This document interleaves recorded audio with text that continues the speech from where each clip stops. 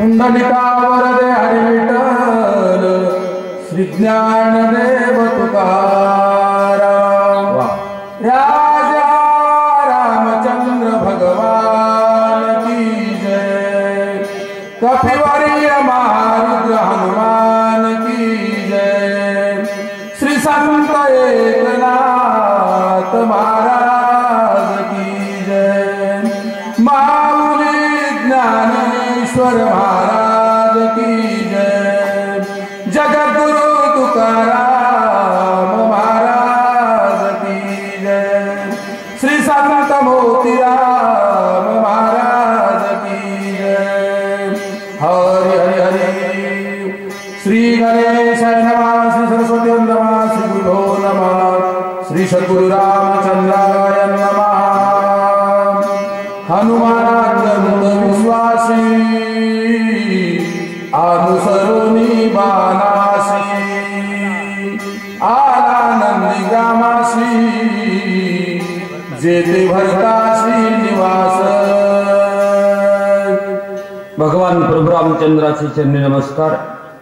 ग्रामदेवत श्री हनुमंतरायाचे चरणी नमस्कार। उपस्थित सर्व विद्वज्जन महात्मे श्रोतेजन मायबापांचे चरणी नमस्कार। गावामध्ये एवढा सुंदर सोहळा चालू असूनही घरी झोपलेला साष्टांग नमस्कार। सोन्यासारखा संसार सोडून मंडपात झोपणाऱ्याला घालील लोटांगण वंदीन चरण। विनोदाचा विषय बाजूला ठेवू। 5व्या अध्यायाची सुरुवात आहे। वाढ वेळ झालेला आहे। पूर्ण झोपीच्या काळामध्ये वेदांताचा विषय आहे। विषय थोडासा अवघड आहे। बाकीच्या विषयामध्ये हरबडी केली तर चालतं, पण इथं सोडासोडी करायचं म्हणलं तर पुढचं सापडत नाही। थोडं अवघड होतं, तरी पण होईल तेवढ्या प्रयत्नानं आम्ही वेगात जाण्याचा प्रयत्न करू। बाकीच्याने केलं तसं आम्ही सहकार्य करू। आम्ही तुमच्यावर ओझं होणार नाही। पहिल्यांदा गावकऱ्यांना धन्यवाद का एवढा सुंदर आयोजन केलेलं आहे। संगतीमध्ये कार्यक्रम करणाऱ्याला सहकार्य करण्यासाठी सुंदरशी सिस्टम आहे। सिस्टमवाल्याला धन्यवाद। तसेच आमची जगभर प्रसिद्धी करणारे HRK साऊंड चॅनल यांनाही धन्यवाद का बरं। त्यांचं चांगलं हे आहे मध्ये। आणि गाणाऱ्यानं सिस्टमवाल्याच्या आणि नाचणाऱ्यानं डीजेवाल्याच्या विरोधात जायचं नाही। आमचा कार्यक्रमच तुमच्या जीवावर असतो। दिवसाला 1 2 3 कार्यक्रम करायचं म्हटलं तर तुमच्यासोबत जमवून घ्यावं लागतं। चला, कथेचा संदर्भ चाललेला आहे। पाठीमागच्या कथेचं अनुसंधान एकनाथ महाराज सांगतात। हनुमान अत्यंत विश्वासी। कशावर? खाली येण्याकरता कारण ठरलं ते बाण नव्हे, बाणावर लिहिलेलं नाम। नामावर श्री हनुमंतरायाने अत्यंतिक विश्वास ठेवला। सामान्य विश्वास वेगळा, अत्यंतिक विश्वास वेगळा। ज्यांचा दृढ विश्वास आहे त्यांच्यासाठी अशक्यही शक्य होतं। ज्यांचा सामान्य विश्वास आहे त्यांच्यासाठी अशक्य शक्य नाही। मी गेलेल्याही काळामध्ये सांगितलं असेल, आम्ही अनेक पद्धतीने सांगतो। अत्यंतिक विश्वास म्हणजे नेमकं काय? जिथं रामाचं चालत नाही तिथंही नामाचं चालतं, याची पूर्ण अनुभूती ज्याला आहे त्याला म्हणायचं अत्यंतिक विश्वास। हनुमंतरायाचा रामावर विश्वास नव्हता, कोणावर? नामावर विश्वास होता। जे काम राम करतो किंवा जे काम नाम करतं ते रामालाही होत नाही, हे नामाची ताकद आहे। आणि आपल्या सगळ्याला रामाचा अनुभव नाही, आपल्या सगळ्यांना नामाचा अनुभव आहे।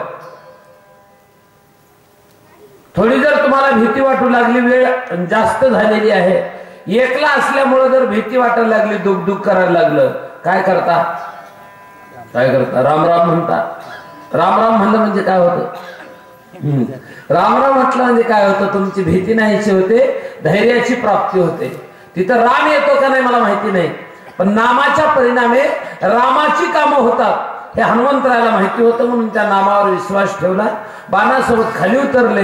बाणाने नंदीग्रामात आणलं। कोण होतं तिथं ऐका सांग। भरत श्रीरामाचा निज भक्त, भरते भक्ती उल्हासित, आचार्य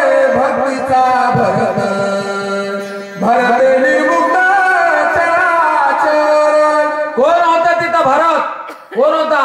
भरत श्रीरामाचा निजभक्त. भक्ताचे 4 प्रकार गीतेमध्ये सांगितलेले आहेत. अर्थ अर्थार्थी जिज्ञासु ज्ञानी 4 प्रकार सांगितले तुकाराम महाराजांनी सुद्धा. पण इतर नाथाने सांगितलेला भक्त वेगळा आहे. त्याला निजभक्त म्हणतात.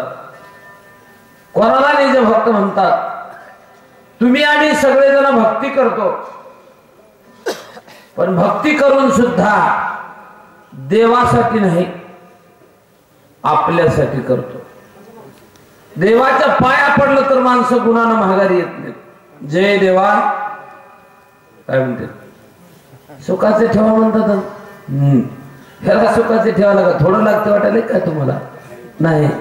तो साध सत्यनारायण अभिषेक केला तर ते देव म्हणते सर्व कुटुंबानाम हे नाम फलाना नाम दिसताना नाम आयुर आरोग्य धनसंपदाम सगळं काही. आणि इतकं कसं कुंजलेलं सुपारीनं अभिषेक केलं तर एवढं सगळं करायचंय. भक्त आहे तो, देवाकडे मागू शकतो. निजभक्त आहे जो आपल्याकडलं देवाला देतो.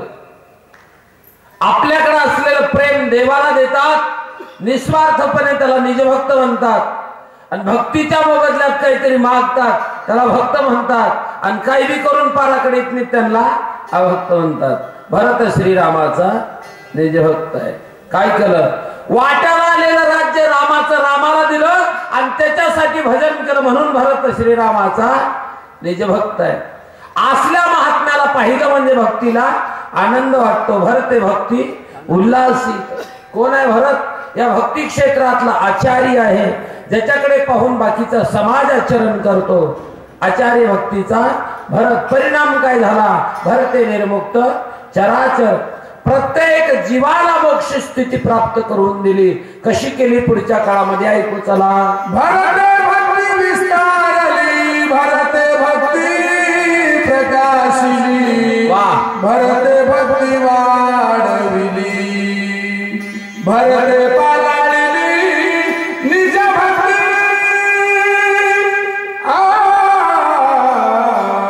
भरताने भक्तीचा विस्तार केला. भरताने भक्तीला वाढवलं. म्हणलं की असलेल्या जागेवरून उंच केलं म्हणायचं.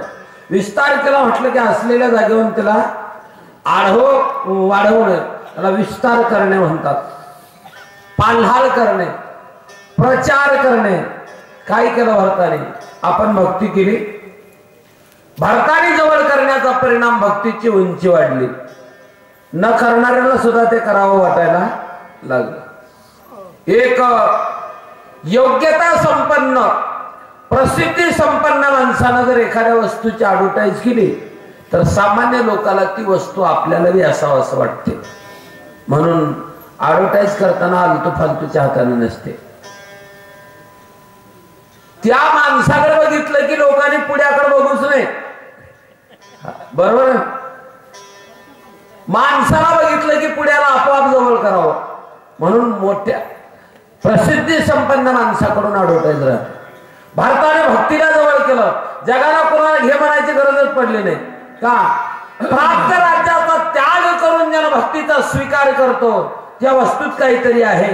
सहजच उंची वाढली, सहजच प्रसिद्धी झाली, सहजच विस्तार झाला. आणि आपण करत असताना भारताने अनेकांना करायला लावलं. हे सगळ्यात नवलाची गोष्ट आहे. ऐका. भरत भक्तीचा निज ठेवा, भरत भक्तीचा विसावा, भरत भक्तीचा मुलावा, भक्तीच्या गावारी गम भरता. भक्तीचा ठेवा कोण असेल तर भरत आहे. विसावा कोण असेल तर भरत आहे. प्रत्येक भक्तीच्या गावामध्ये प्रवेश करण्याची शक्ती कुणाची असेल तर भरताची आहे. आपल्याला एका गावात प्रवेश करणं शक्य नाही. आपण सगळेजण सध्याच्या पहिल्या गावात आहोत. 9 गाव आहेत त्या भक्तीचे. श्रीमद भागवताने सांगितलेलं आहे. श्रवणम कीर्तनम विष्णू स्मरणम पाद सेवनम अर्चनम वंदनम दास्य सख्य आत्मनिवेदनम. 9 प्रकारची भक्ती आहे. 9 प्रकारच्या भक्तीमध्ये सगळ्यांना शक्य नाही. आपण पहिल्या गावात प्रविष्ट आहोत. श्रवणम आता आपलं ऐकणं चालू आहे आणि ऐकणं पूर्ण झाल्यावर मग पुढचं करायचंय. भरताने पूर्ण गावामध्ये प्रवेश करण्याची योग्यता बाळगलेली होती. भरताचं अंतःकरण शुद्ध होतं म्हणून भक्ती कायम राहत होती. भरताच्या योग्यतेचं वर्णन एवढ्या गडबडीत नाही, अतिशय स्थिरपणाने करायला लागतं. त्याला वेळ लागतो. वा कोणत्याही गोष्टीत जावा तुम्ही, चांगलं करायचं तर काय करायचं, चांगलं करायचं तर वेळच लागतो. आम्ही येताना नांदेडवर थांबलो. इकडे येण्याचा आमचा ओघ होता. गाडी लागलेली होती तिथं. गाडीला जावं म्हणालो. एक मित्र भेटला दुसऱ्या गाडीतून उतरलेला. अरे म्हणला थांब थांब थांब. कुठं म्हणलं देगाव जायचे कार्यक्रमला. गाडी लागलेली आहे तिकडे जाणार आहे. जाऊ दे माझं मला जाऊन. नाही नाही मला असं कसं होतं, चहा प्यायशिवाय जाऊ देतो. एवढ्या दिवसाने भेटला. म्हणलं काय होत नाही चल. दोघ जण गेलो चहा प्यायला. त्यांनी सांगितलं त्यांची गाडी लागलेली आहे महाराजांची. मग लवकरात लवकर चहा दे, चांगला चहा दे. त्यांनी ते गडबड ऐकलं आणि सांगितलं महाराज तुम्हाला चांगला चहा पाहिजे असेल तर मला वेळ द्यावा लागते आणि तुम्हाला चहाच पाहिजे असेल वेळाची गरज नाही. थर्मासमध्ये आहे ती ओतून देतो. तिथे भीतीवर लिहिलेलंच होतं वेळ द्या क्वालिटी घ्या. वेळ नाही का थर्मास मधला आहे ती ओतून देतो. चटकन प्यान पटकन जावा. कोणत्या गोष्टीला वेळ लागतो. हो चला आहे का भरते सत्य सद्भाव वा भरते साचार अनुभव भरते प्रगट राम राव सर्वत्र पाव सर्वासी. भरते सत्य सद्भाव. या जगतामध्ये एक वस्तू सत्य आहे परमात्मा. बाकी शिवाय सगळं काही मिथ्या आहे. कोट्यावधी ग्रंथ उडकीत बसायची काही गरज नाही. एकच वाक्य सांगितलं महाराजांनी. श्लोकार्धेन प्रवक्ष्यामि यदोक्तम ग्रंथ कोटिभी ब्रह्म सत्यम जगन मिथ्या जीवो ब्रह्मैव नापरः. एक परमात्मा तत्व सत्य आहे. त्याचा अनुभव भरताला आहे. आचरणयुक्त अनुभव आहे आणि अनुभव असून जगाला सांगत होता म्हणून त्याचा उपयोग होत होता. मला वाटतं आत्ताच महाराज म्हणाले काय की आम्ही एवढं फिरालो एवढं ही करालो एखादा तरी माळकरी केला नाही, एखादा तरी हे केला नाही. महाराजांच्या सांगण्याचा प्रभाव समाजावर निर्माण होण्याकरता सांगणाऱ्याकडे त्याचा अनुभव असणं गरजेचं आहे. तू ज्या देवाच्या वाटेवर चालायला आम्हाला प्रवृत्त करू लागलेला आहेस तो देव तू तरी पाहिलेला आहे का. अनुभव असणं गरजेचं आहे. आणि अनुभव नसून सांगत असाल समाजावर प्रभाव होत नाही. आमचं वागणं नाही नुसतं सांगणंच आहे. नुसतं सांगण्याची किंमत नाही, वागून सांगण्याची किंमत आहे. विनोद म्हणून कधी कधी म्हणत असतो कळण्याकरता. दीपवाळी होती. आमच्या घरचे स्वयंपाक करत होते. सकाळी सकाळी मी दात घासत होतो. एक बोवा आला तेवढ्यामध्ये. स्कूटर होते ते रस्त्याने फिरला. कर्जुराई राव कर्जुराई कर्जुराई. हा त्याला आवाज द्यावा म्हणलं का आपल्याला कर्जुरे घ्यायचे होते. म्हणलं काय हरकत नाही. अहो माऊ इथं राहू आले ते जवळ. ती कर्जुरे घेतो. ते तसाच हात तिने आले उठून. त्याला सांगितले मामा चांगले द्या चांगले द्या. म्हणल्यावर त्यांनी सांगितलं भाई वोंगळे आणायला काय आजपासूनचा धंदा नाही, आमच्या आजच्या पंजापासूनचा धंदा आहे. चांगलेच आहेत. 2 पदरी घे, 4 पदरी घे, 6 पदरी घे, 3 पदरी घे, काय काय काय काय म्हणू लागलं. त्या दोघांचं संभाषण होतं. मी दात घासू लागलेलं थोडा बाजूला गेलेला. मी सांगितलं त्याला हे बघ त्याच्या म्हणण्यावर विश्वास ठेवू नको. म्हणजे मग काय करू. त्याच्या कमरला कसला बांधलेला आहे बघ आणि तसला घे. कसला आहे का नाही नाही. हा त्याने आम्हाला सांगितलं महाराज म्हणलं काय आज्जा पंजाब से हमारा बेचने का धंदा है बंधाने का नहीं. आमच्या महाराजाचं भी तसंच झाले. खाली सांगणे का धंदा है वागणे का नाही. आणि निस्ता सांगणे का असेल तर तुमचा समाजावर प्रभाव होत नाही. भरताने वागून सांगितलं म्हणून परिणाम झाला. भरते निर्मुक्त चराचर आता वागून सांगण्याचा परिणाम जगत मुक्ती भारताच्या संबंधाने झाली आहे का? मलयाद्रीचे ठाई चंदनाची झाडे पायी तेने डोंगर सर्वही केला लवलाई चंदन. गोड चिंतन अथरा सांगतात. पहिल्या दुसऱ्या ओळीत सांगितलं भरते प्रगट रामराव सर्वत्र पहा हो सर्वासी भरते निर्मुक्त चराचर. इथं सांगितलं भरते भूते भोगिती स्वानंद. एका भरताने भक्ती करावी आणि सगळ्यांना त्याची अनुभूती त्याचा आनंद प्राप्त व्हावा असं कसं काय? त्याचे एक कारण आहे. एक व्यक्ती प्रभावशाली जर पूर्णत्वाला प्राप्त झाली असेल तर त्याचा सहजच पद्धतीने अनुभव सगळ्यांनाच प्राप्त होतो. सगळ्यांना प्राप्त होतो. एक चंदन आहे पूर्णत्वाला प्राप्त झालेला आहे. परिणाम काय झाला? डोंगर सगळा चंदन झाला. बाकीच्याला चंदन होण्याची अपेक्षा आहे का? नाही. ह्यानेही त्यांना चंदन करण्याची अपेक्षा आहे का? नाही. पण काही काही गोष्टी उगच्या उग संघटनामध्ये परिवर्तित होतात. डोंगर सगळा चंदनच झाला. होणारच. तुकाराम महाराज सांगतात चंदनाच्या संगे पालटती झाडे दुर्बळ लाकुडे देवमाता. चंदनाच्या संगतीत बदलतात. एवढा सगळा डोंगर बदलला चंदनानं. किती चंदनाची झाडं होती आहे काय? कशानं बदलला? संबंध काय होता चंदनाकडे? ऐका सांगतो म्हणा. नाही आपण दोघे गेला नाही पडोली आणला अंगवातेवरून गेला तेने गिरी केला चंदन. हे चंदन उठून बाकीच्या वृक्षांकडे गेलं नाही. बाकीच्याला उचलून आपल्याकडे आणलं नाही. बदललं कशानं?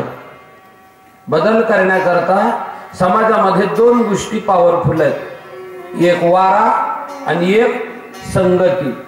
दोन गोष्टीनं बदलतं. इथं संबंध आहे वाऱ्याचा. इथं वाऱ्याचं सांगतो. संगतीचा येते संबंध. तिथं संगती सांगतो. वाऱ्यानं परिवर्तन होतं. असं काय? वाऱ्यात एवढी ताकद आहे? होय वाऱ्यात एवढी ताकद आहे. रागे नाही तुम्हाला?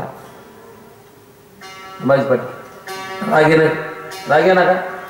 मग राग येत नसला तर सांगतो आणि ऐकण्यापुरतंच ऐका बरं. पुढचं काय डोक्यात ध्यान नका.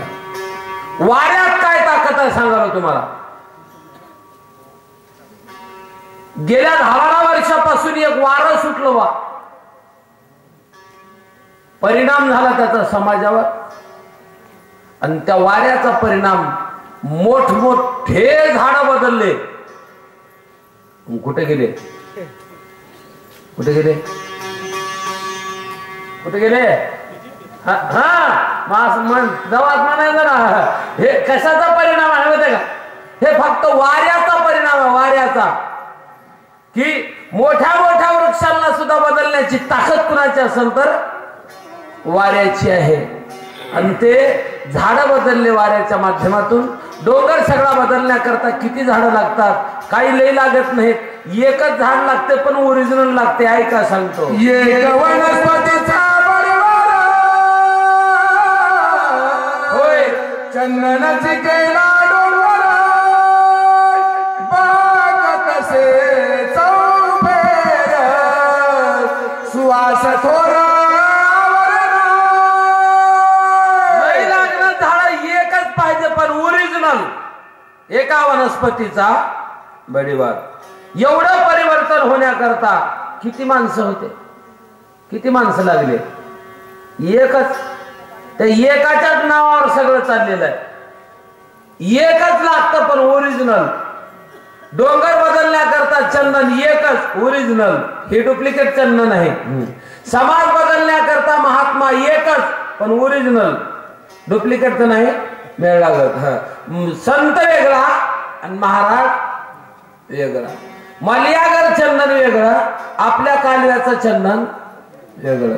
त्याच्यात समाज बदलायची ताकद आहे. त्याच्यात डोंगर बदलायची ताकद आहे. ह्याच्यात सुगंधी व्हायची ताकद आहे. संतात समाज बदलण्याची ताकद आहे, महाराजात स्वतः सुगंधी होण्याची ताकद आहे. टीव्ही कडे पसतो राहिला तर, नाहीतर टीव्ही अवघड होतो. जाऊ द्या. आणि चंदन एका वनस्पतीनं डोंगर सगळा चंदन केला. चंदनाकडे काय होत? डोंगर चंदन करण्यासारखं. चंदनाकडे काय बी नाही, एक गुण आहे. तुकाराम महाराज सांगतात, तुका म्हणे गुण कुणाच्या? चंदनाच्या अंगी. हे दृष्टांत आहे, त्याच्या पुढे सिद्धांत आहे. तैशे तुम्ही जगी संत जन. जसं चंदनामध्ये गुण असल्या परिणामे त्यानं डोंगर बदलला, तसं काय म्हणतात ऐका. माझं तिरुलय भगवंता, होय तो भगवंताची मूर्ती म्हणला.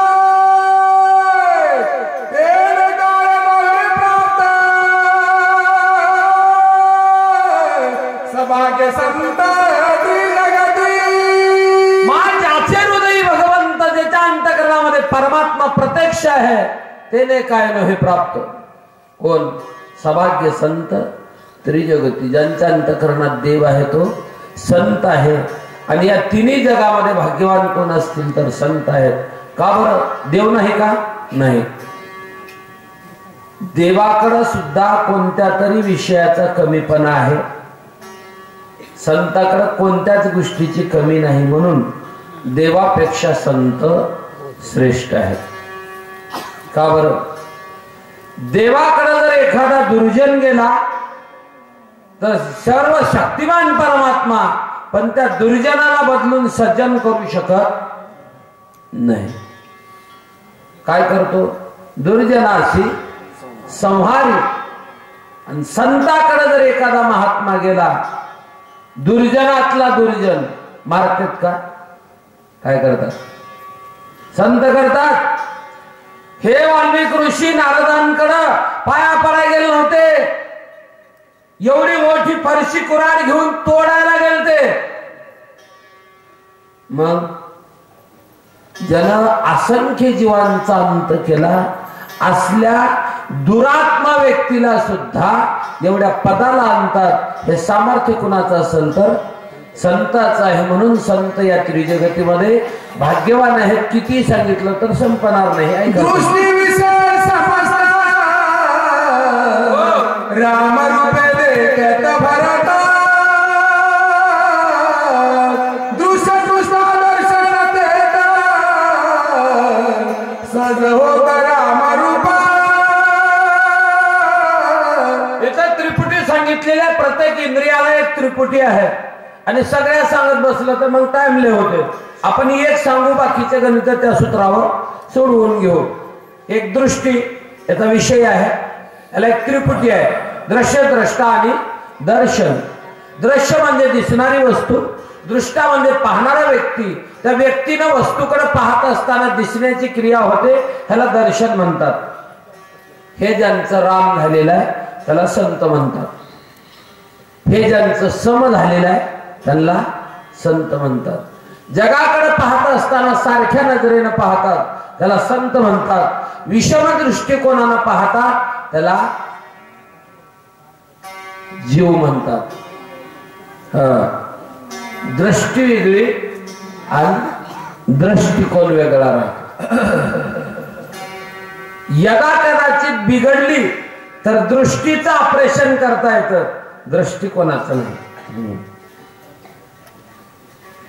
आणि दृष्टीला महत्व नाही, महत्व तुमच्या पाहण्याच्या दृष्टिकोनाला आहे. माणसं बघतानाच वेगळं बघतात, म्हणून तेवढ्या लांब जायचं, लांब राहतं. तुम्हाला कळायसाठी म्हणून सांगतो, तुम्हाला काही कळायचं नव्हतं. तिकडे माझ्या माईला कळते. इथं कोणी सासू आहे का? सासू आहे का कोणी? सासू कोणी सासू असली तर मला वापस सांगा. मी तुम्हाला एक हे सांगतो, वापस उत्तर द्यायचं मला. ऐका, तुमच्या दररोजच्या राहण्याची, खाण्याची, पिण्याची, सगळ्या गोष्टीची, कपड्या लत्त्याची सोय रोज रोज तुमची सून करते का लेक करते? कोण करते? सून करते बाबा, बरोबर आहे. 100% सून करते. आता मला सांगा, मया येताना तुम्हाला सुनाचे येते का लेकीचे येते? कुणाची? लेकीचे. खबरदार उद्यापासून हिला चहा सुद्धा देऊ नका सुनावा. एवढं तुम्ही बेदार होऊन जर हिला मिळाली किती येत असेल, ह्याला चहा सुद्धा द्यायचं नाही. विनोद झाला. पण हे पाहण्यातला जे विषमपणा आहे हा जीवाचा आहे, संतांचा नाही. आपलं वाळूत पडलं असलं काय, अनाथाचं असलं काय, ज्याला त्रास होतो त्याला उचलून घेतात, त्याला संत म्हणतात. हे पाहण्याचा दृष्टिकोन ज्याचा समय त्याला संत म्हणतात. ऐका, ताईले फुगू नका. आता तुमचं संत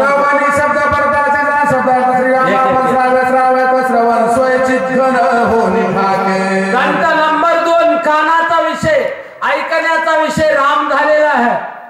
काही बोललं तर रामच ऐकतात. अपेक्षा नसल्यावर सोडून देतात. मी पुती सांगायला लागलो, मला चांगलं म्हणायचंय का वांगलं म्हणायचंय का? माझ्या मनावर आहे का तुमच्या म्हणणाऱ्याच्या मनावर आहे? कुणाच्या मनावर? तुमच्या मनावर आहे. बरोबर. तुम्ही चांगलं म्हणा नाही तर वांगलं म्हणा, पण तुम्ही म्हणलेलं मी ऐकायचंय का नाही कुणाच्या मनावर आहे? तुमच्या मनावर. माझ्या मनावर आहे. तुम्ही वांगलं म्हणलेलं मी ऐकत कशाला बसू? जर दुःख व्हायचं असेल तर वांगलं ऐकावं.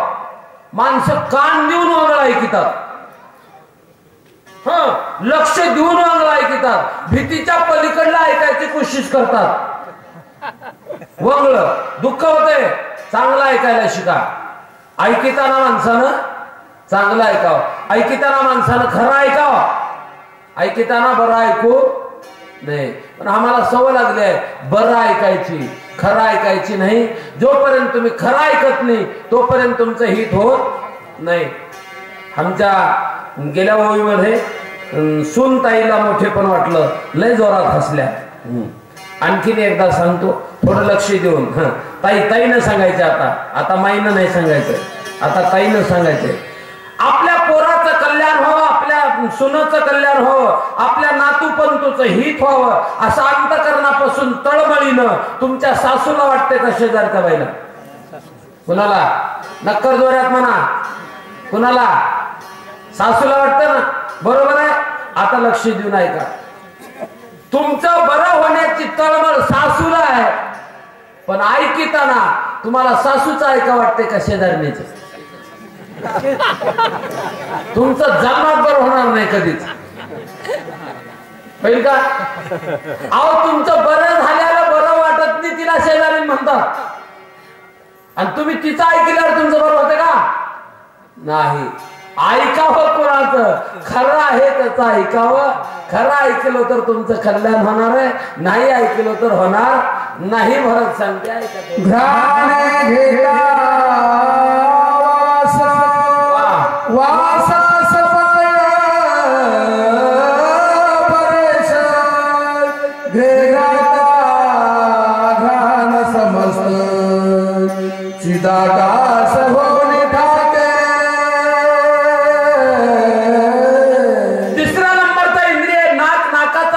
श्वास क्रिया करणे, पण त्यांनी अनुभूती अशी घेतली वासा सवाह्य परे विषय. घेत असलेली हवाई परमात्मा स्वरूप आहे अशी ज्याची अनुभूती आहे त्याला सुगंधही नाही आणि दुर्गंधही नाही. आपण घेतो तो सुगंध आहे अशी अनुभूती आहे, त्याला दुर्गंधाचा अनुभव येतो. परमात्म्याचा अनुभव घेतलेल्याला सुगंध दुर्गंध येत नसतो. असं कसं काय जर तुम्हाला वाटत असलं तर कळण्यासाठी सांगतो. नवनाथ ग्रंथामध्ये एक चरित्र आहे, त्याला जालिंदरनाथ म्हणतात. कुठं राहतो म्हणलं तर अख्ख्या गावाची घाण जिथे एकत्रित जमा होते त्या घाणीत राहतो. नाक धरून का मोकळं ठेवून? मोकळं ठेवून. बघायला पाया पडायला जाणारी लोक नाक दाबू दाबू जायचे आणि ह्यानी मोकळच नाक ठेवून राहायचे. महाराज तुम्हाला वास येत नाही का? नाही. सुगंध दुर्गंध हा तो परिमळाचा भेद. आम्ही त्याच्या पलीकडल्या अवस्थेला गेलेले आहोत, परमात्म्याशी एकरूप झालेले आहोत, त्यांना सुगंध दुर्गंधाचा संबंध राहत नाही म्हणतात.